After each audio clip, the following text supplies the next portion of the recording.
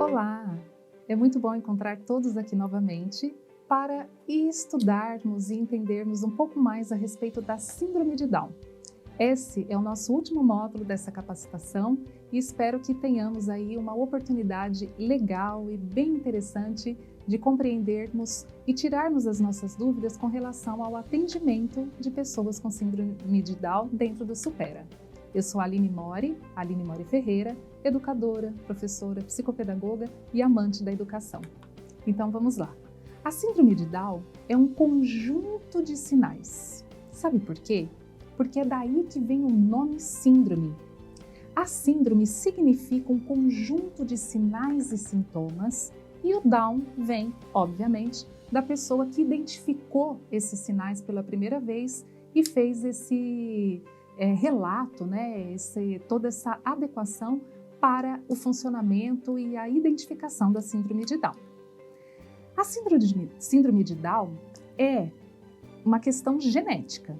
Então, os seres humanos normalmente têm 46 cromossomos em cada uma das células de seu organismo. Porém, pode acontecer no momento da divisão celular o momento em que, ao invés de 46, a pessoa com síndrome de Down acaba tendo um par a mais, uma cópia a mais lá no par 21. Então, ao invés de ter 46 cromossomos, ela tem 47. É isso o que caracteriza a síndrome de Down e todas as suas características. Então, esses cromossomos, eles são recebidos pelas células embrionárias dos pais no momento da fecundação. 23 vêm do espermatozoide e os outros 23 do óvulo. A quantidade numérica no cromossomo 21 é que determina as características típicas da síndrome, a síndrome de Down. Diretrizes de atenção à pessoa com síndrome de Down, uma referência de 2013, traz que os aspectos são genéticos individuais. Existem intercorrências clínicas, a nutrição, a estimulação, a educação, o contexto familiar, social e do meio ambiente interferem nas diferenças entre as pessoas com SD, a síndrome de Down, tanto no aspecto físico quanto também no desenvolvimento dessas pessoas. E entender a diferença que o estímulo do ambiente e o contexto familiar, social, etc., faz no desenvolvimento dessa pessoa vai ser fundamental para entender se ele pode ou não ser um aluno Supera. As características da síndrome de Down são típicas, A gente pode observar isso de um modo muito comum em todos eles. Olhos, semelhantemente aos dos orientais, eles têm um rosto arredondado, as orelhas são um tanto pequenas, baixo tônus muscular, o que é muito importante quando pensamos na saúde dessas pessoas portadoras de síndrome de Down. O bebê, a hipotonia, bebê é menos rígido, causando dificuldades motoras, de mastigação, de deglutição, atraso na articulação da fala e em 50% dos casos existem problemas do coração. Então a saúde da pessoa que tem síndrome de Down é delicada e requer bastante atenção. A língua grande acaba associada a essa hipotonia e faz com que o bebê fique com a boca mais aberta. É uma característica, Mãos são um pouquinho menores, os dedos mais curtos, a estatura um pouco mais baixa, de uma maneira geral, não que seja uma regra imutável. Há também uma tendência à obesidade e a doenças endócrinas, diabetes, hipotireoidismo. Cerca de 5% dos portadores dessa síndrome apresentam também problemas gastrointestinais.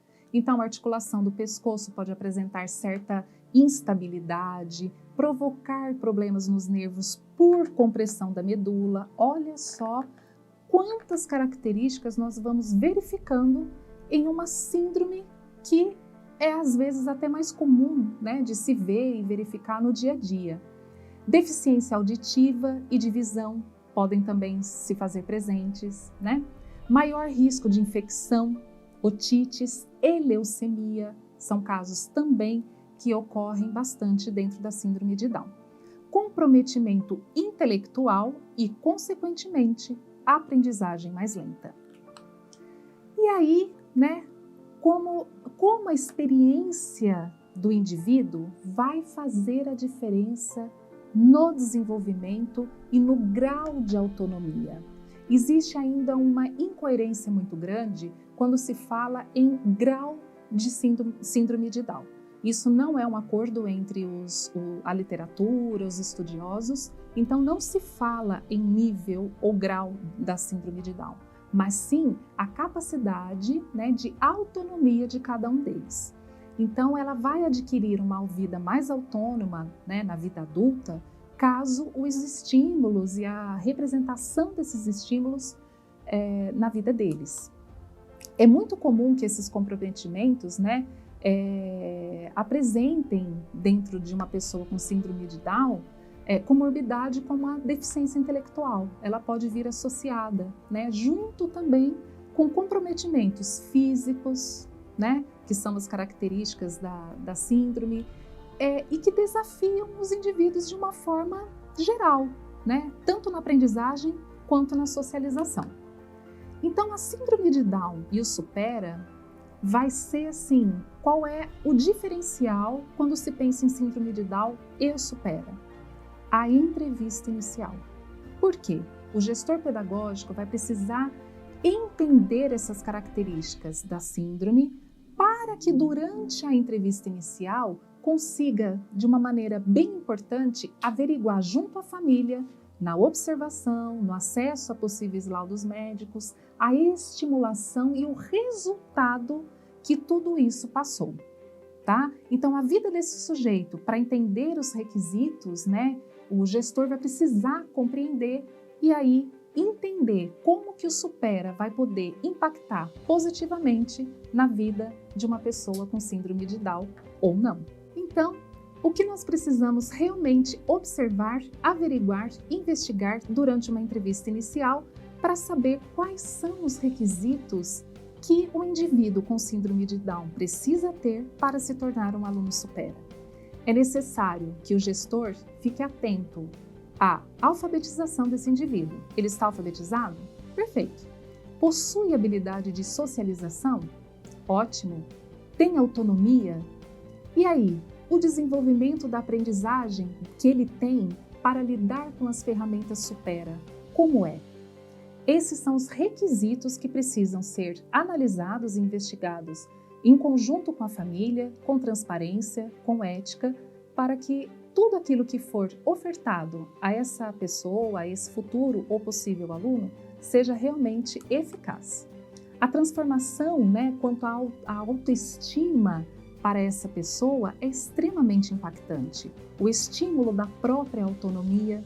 Então, ele pode, às vezes, ter uma autonomia mínima para frequentar o supera, mas significa que ele tem, dentro das capacidades de aprendizagem, questões positivas que podem auxiliá-lo a desenvolver ainda mais esse requisito. O desenvolvimento de habilidades funcionais que potencializam o convívio inter e intrapessoal, social, assim como o emocional. Hoje nós estamos encerrando a nossa capacitação. Eu fico à disposição para qualquer dúvida junto ao Supera e espero que todos tenham tido uma aprendizagem importante. No material de apoio, você encontra também as dicas práticas para lidar dentro da unidade e da sala de aula com alunos que tenham síndrome de Down. Até logo! Um super abraço! Foi muito importante para mim estar aqui com vocês. Também aprendi muito. Até logo!